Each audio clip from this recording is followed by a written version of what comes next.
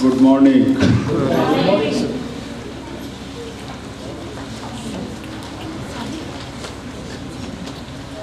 आज सुबह अरशाद आज़म great commandment, इस पर बाइबल मुकद्दस में से हम गौर करेंगे। मत्ती की इंजील 28 बाब।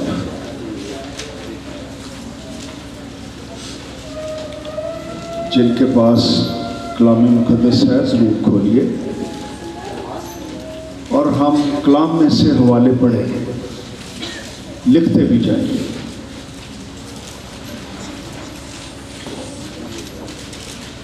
मत्ती की इंजील 28 बाब।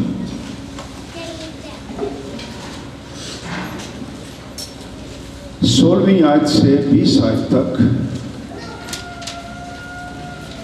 मसीह की ज़मीन पर ज़िंदगी के आखिरी लम्हात हैं और यीशु नासरी मुर्दों में से जी उठा है। शागिर्दों पर जाहिर अपने आप को किया। कुछ अभी भी शक में थे, इसलिए कि अनहोनी सी बात थी कि कोई मुर्दों में से भी जी उठता है। लेकिन ये कलाम है जो मसीह ने फरमाया और 11 शागिर्द गलील के उस पहाड़ पर गए जो यीशु ने उनके लिए मुकर्रर किया था, और उन्होंने उसे देखकर सिजदा किया, मगर बास ने शक किया। यीशु ने पास आकर उनसे बातें की और कहा कि आसमान और जमीन का कुल इख्तियार, कितना इख्तियार? कुल इख्तियार। कितना? कुल इख्तियार। कुल इख्तियार मुझे दिया गया है।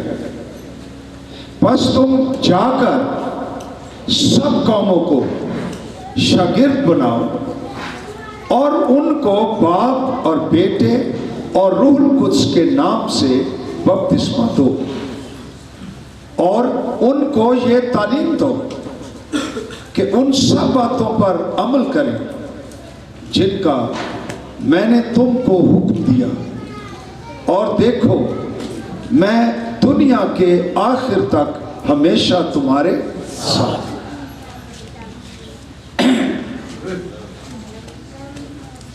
ये है ग्रेट कमांडमेंट के लफ्ज जो मसीह ने फरमाए,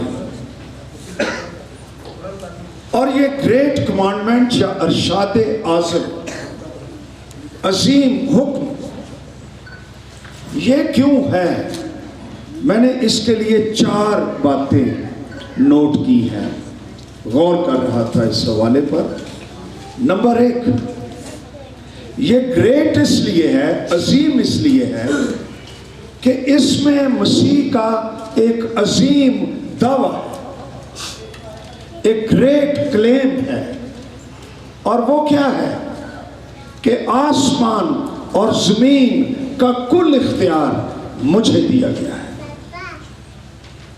दूसरी बात, ये हुक्म अजीम क्यों है? इसलिए कि इसमें एक अजीम हुक्म दिया गया है। मसीह ने कहा कि तुम सब कौमों को जाकर शागिर्द बनाओ। ये उसका कमांडमेंट है, मशवरा नहीं है। ये शागिर्दों के लिए हुक्म है कि तुम सब कौमों में जाओ। तीसरी बात, ये अरशाद आज़म क्यों है? क्योंकि इसमें एक अजीम मिशन का जिक्र किया गया है, और मिशन क्या है? सब कौमों को शागिर्द बनाना, ये मिशन है, और ये बहुत बड़ा मिशन है, क्योंकि जमीन पर हजारों कौमें रहती हैं। ये कौमें मुल्कों का नाम नहीं है।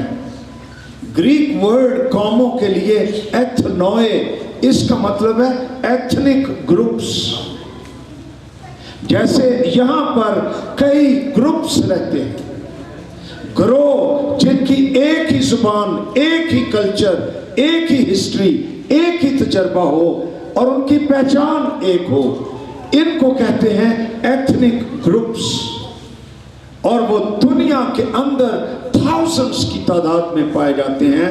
और शागिर्दों का मिशन ये है कि वो इन सब एथनिक ग्रुप्स के पास जाएं और इनको शागिर्द बनाएं।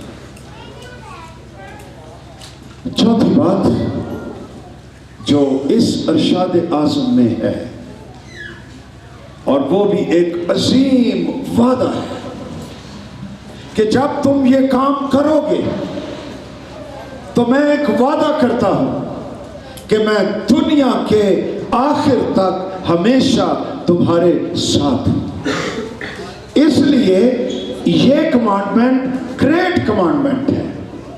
तो ये 4 बातें हमारे सामने हैं, इन्हीं पर गौर किया जाए तो ये बहुत तवील मुताला है। फिर इस इक्तबास में कुछ और भी बातें पाई जाती हैं। 4 ऑल्स हैं, यानी 4 दफा मसीह ने ऑल का जिक्र किया, सब का जिक्र किया, तमाम का जिक्र किया। मसलन उसने कहा ऑल अथॉरिटी, कुल इख्तियार आसमान का और जमीन का मुझे दिया गया है। दूसरी दफा उसने कहा all Nations, go in all Nations, सब कामों में जाओ। तीसरा all things teach them all things, उन्हें उन सब बातों की तालीम दो जिनका मैंने तुमको हुक्म दिया है। चौथा मैं तुम्हारे साथ, I am with you always, हमेशा तुम्हारे साथ हूं। ये बड़ा ही एक आलमगीर किस्म का काम है जो मसीह यीशु ने कहा है। तो सबसे पहले हम इस बात को समझना चाहते हैं कि इरशादे आज़म में मेन बात क्या है, मरकजी बात क्या है। और वो ये है, मसीह ने फरमाया कि तुम सब कौमों में जाओ, जाकर उनको क्या करो, जोर से बोलो, शागिर्द बनाओ। ये मेन चीज है। सिर्फ कौमों में जाओ ही नहीं, जाकर शागिर्द बनाओ। एक शख्स जो मसीह के पास आ जाता है, सिर्फ यही काफी नहीं है, उसका शागिर्द बनना, मसीह की पैरवी करना, ये जरूरी है। और ये ग्रेट कमांडमेंट है। और शागिर्द बनाए जाते हैं। शागिर्द नेचुरली पैदा नहीं होते, अपने आप नहीं हो जाते। इन पर मेहनत करनी पड़ती है, घड़ना पड़ता है, बनाना पड़ता है। इसके लिए चाँफशानी करनी पड़ती है, इन्वेस्टमेंट करनी पड़ती है, वक्त गुजारना पड़ता है, दुआएं करनी पड़ती हैं, शफात करनी पड़ती है, चरवाहे की खिदमत करनी पड़ती है। उनके लिए दिन रात मोहब्बत के साथ शफात करनी पड़ती है और उनके साथ रहना पड़ता है, तब एक ईमानदार शागिर्द में तब्दील हो जाता है। तो ये एक बहुत बड़ा काम है। और मेरा ख्याल है कि इसमें हम मजमूई तौर पर एज अ चर्च हम नाकाम हुए हैं। हमने बिशारत का काम बहुत किया है। लोग मसीह को कबूल करते हैं, खड़े हो जाते हैं, हम भूल जाते हैं कि वो कौन थे, और वो शागिर्द कभी नहीं बनते, वो मसीह के पैरोकार कभी नहीं बनते। कमिटेड लोग, मसीह के लोग, मखसूस लोग, वक्तशुदा लोग, बालिग लोग, उसकी पैरवी करने वाले हर कीमत पर, इनमें वो कभी नहीं ढलते। और कलीसिया जो है वो ایک نیم گرم سی کلیسیا رہتی ہے۔ تو مسیح کا ارشاد اعظم ہے کہ جاؤ اور جا کر شاگرد بناؤ، اور شاگرد جو ہے یہ ایک پروسیس ہے، یہ ایک سلسلہ ہے جو ساری عمر کے لیے رہتا ہے، اس کے لیے کہ یہ مسیح کی پیروی کرنے کا نام ہے، اور شاگرد کے لیے قیمت دینی پڑتی ہے۔ نجات مفت ہے، نجات خدا کے فضل سے ہے، ایمان سے مل جاتی ہے، لیکن شاگردیت کے لیے قیمت ادا کرنی پڑتی ہے، اور چونکہ بہت سے لوگ یہ قیمت ادا کرنے کے لیے تیار نہیں ہوتے، اس لیے کمپرومائز کر لیتے ہیں اور ساری عمر سمجھوتے میں گزار دیتے ہیں۔ تو میرے عزیزوں، یہ زندہ مسیح بول رہا ہے ارشاد اعظم میں، تو اس کے لیے تو سب سے پہلے ہمیں مسیح کا مکاشفہ چاہیے کہ وہ کون ہے، ہماری روح کے اندر اس کی پہچان، اس کی سمجھ ہونی چاہیے۔ خداوند یسوع مسیح ہماری بنیاد ہے۔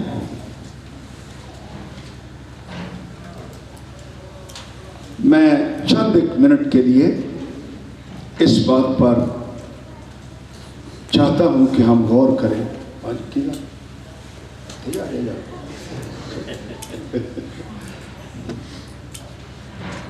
کہ ایک شخص ایماندار سے شاگرد میں اس لکیر کو وہ کب پار کرتا ہے؟ شروع ہوتا ہے ایمان لانے سے، جب ہم مسیح کو قبول کر لیتے ہیں۔ رومیو 10واں باب اس کی 9ویں آیت، وہاں پر لکھا ہوا ہے کہ اگر تو اپنی زبان سے یسوع کے خداوند ہونے کا اقرار کرے اور دل سے ایمان لائے کہ خدا نے اسے مردوں میں سے جلایا تو نجات پائے گا۔ یہ بنیادی اور ابتدائی قدم ہے۔ یہ بالکل ایسے ہی ہے جب ایک بچہ پیدا ہو جاتا ہے تو اس کو کیئر کرنی پڑتی ہے۔ کیا کبھی آپ نے دیکھا کہ گھر میں بچہ پیدا ہو اور اس کو ویسے ہی چھوڑ دیا جائے؟ تو وہ ترقی نہیں کرے گا، وہ بڑھے گا نہیں۔ بچے کا ہر طرح سے خیال رکھنا پڑتا ہے، اس کو دودھ دینا پڑتا ہے، اس کو لباس دینا پڑتا ہے، وہ روئے اس کو پکڑنا پڑتا ہے، اس کو نیند چاہیے، اس کو گلے لگانا پڑتا ہے، اس کو ٹچ کرنا پڑتا ہے۔ یہ سارے اس کی گروتھ کا حصہ ہیں، اور پھر کہیں جا کر وہ بلوغت کی طرف سفر شروع کرتا ہے، اور پھر وہ ٹھوس غذا مانگتا ہے۔ ساری عمر وہ دودھ پر نہیں رہتا، ساری عمر دودھ پر رہے گا تو جوان نہیں ہوگا۔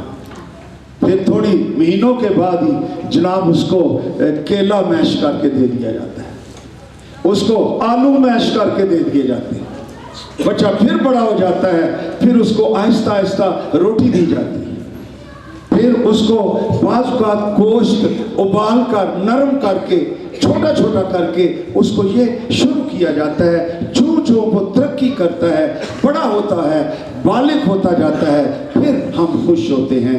اسی طرح ایک ایماندار جب وہ پیدا ہو جاتا ہے خدا کے خاندان میں، خدا کی بادشاہی میں، تو بے شک اس کو کلام کی ابتدائی ٹیچنگ دی جاتی ہے، اس کو دودھ دیا جاتا ہے۔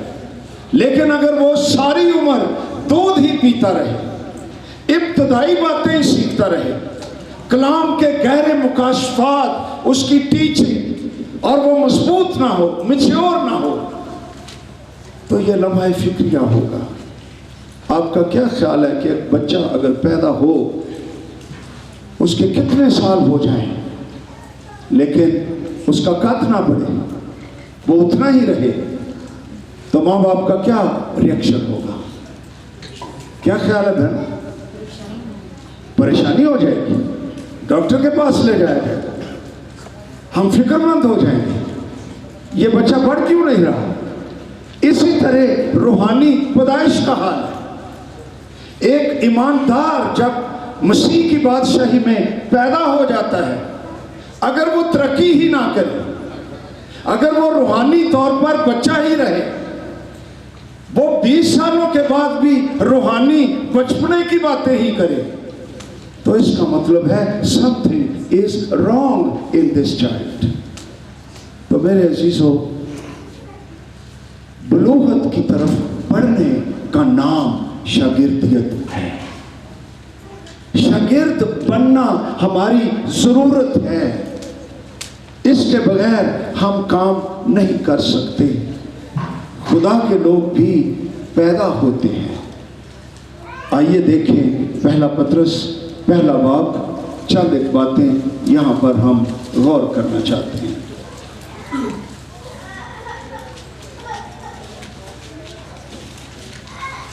پطرس کا پہلا خط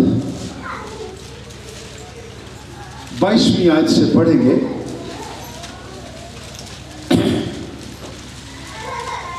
ہاں جی، حوالہ مل گیا؟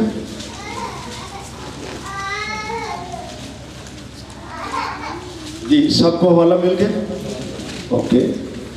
لکھا ہے، چونکہ تم نے حق کی تابعداری سے اپنے دلوں کو پاک کیا ہے۔ ہمارے دل پاک کیسے ہوتے ہیں اس آیت کے مطابق؟ ہیں؟ ہاں، تو جو بندہ کہے کہ نہیں میں 4 گھنٹے دعا کرنی ہے، اے خداوند میرے دل کو پاک کر،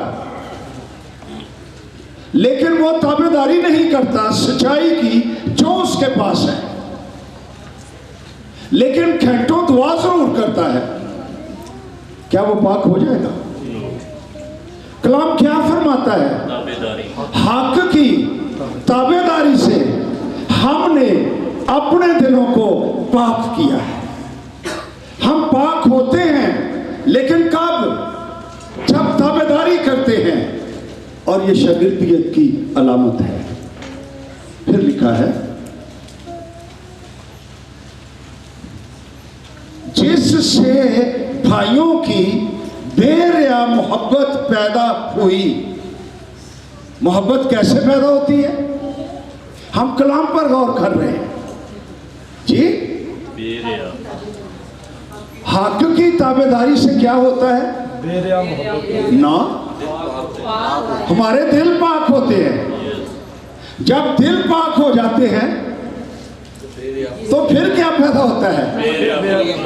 ہاں، پھر بے ریا محبت پیدا ہوتی ہے۔ آپ دیکھ رہے ہیں سلسلہ۔ لیکن اگر میں کہتا رہوں کہ اے خداوند مجھے محبت کرنے والا بنا، لیکن پاک نہ بنوں، تابعداری نہ کروں، ایکشن نہ لوں، تو کیا میرے اندر محبت آ جائے گی؟ نو۔ کلام سیکھو، کلام کیا کہتا ہے۔ یہ کوئی سائیں بابوں والی باتیں نہیں ہیں، یہ سائنس ہے۔ ہم حق کی تابعداری کرتے ہیں تو دل پاک ہو جاتے ہیں۔ دل پاک ہو جاتے ہیں تو بھائیوں کے لیے محبت، اور وہ بھی بے ریا محبت، جس میں ریاکاری نہیں ہے، جو اندر باہر سے ایک جیسی ہے، فریب نہیں، چھل نہیں ہے، وہ محبت پیدا ہو جاتی ہے۔ اس لیے آگے لکھا ہوا ہے، دل و جان سے آپس میں محبت رکھو۔ یہ بھی ایک پروسیس ہو گیا۔ محبت بھائیوں میں فیلوشپ کیسے پیدا ہوتی ہے؟ پطرس رسول نے ہمیں راستہ دکھایا ہے۔ تابعداری اس میں مین بات ہے، کیونکہ آگے وجہ دی گئی ہے، تم فانی تخم سے نہیں بلکہ غیر فانی سے، خدا کے کلام کے وسیلے سے جو زندہ اور قائم ہے، نئے سرے سے پیدا ہوئے۔ ہم کیوں بھائیوں سے محبت رکھتے ہیں، کیونکہ سارے کے سارے ایک ہی تخم سے، اور وہ خدا کا کلام ہے، کلام جو زندہ ہے اور ہمیشہ قائم رہتا ہے۔ اس کلام سے خدا کے لوگ پیدا ہو چکے ہیں، اس لیے وہ آپس میں بہن اور بھائی ہیں، ایک رفاقت، ایک خاندان بن گیا ہے۔ وہ غیر فانی تخم سے نہیں ہیں، جس طرح نیچرل فیملیز بنتی ہیں، وہ فانی تخم سے پیدا ہوئے ہیں۔ لیکن خدا کی کلیسیا کے لوگ کس تخم سے پیدا ہوئے ہیں؟ زور سے بولو، غیر فانی تخم، ایسا تخم جو کبھی فنا نہیں ہوتا، نہیں مرتا، خدا کے کلام سے پیدا ہوئے۔ تو شاگرد بننے سے پہلے نئی پیدائش ضروری ہے۔ بہت سے لوگ ہیں، انہیں نئی پیدائش کا، خدا کے کلام کا، روح القدس کی قدرت سے نئے سرے سے پیدا ہونے کا کوئی تجربہ، کوئی شخصی ایکسپیرینس نہیں ہوتا، وہ شاگرد نہیں بن سکتے، وہ مذہبی بن جائیں گے۔ لیکن شاگرد وہ بنتے ہیں جو نئے سرے سے پیدا ہو چکے ہوں اور غیر فانی تخم سے پیدا ہوئے ہوں۔ اور آگے پطرس رسول ان دونوں تخموں کی ونڈ کر رہا ہے، ان کی تقسیم کر رہا ہے۔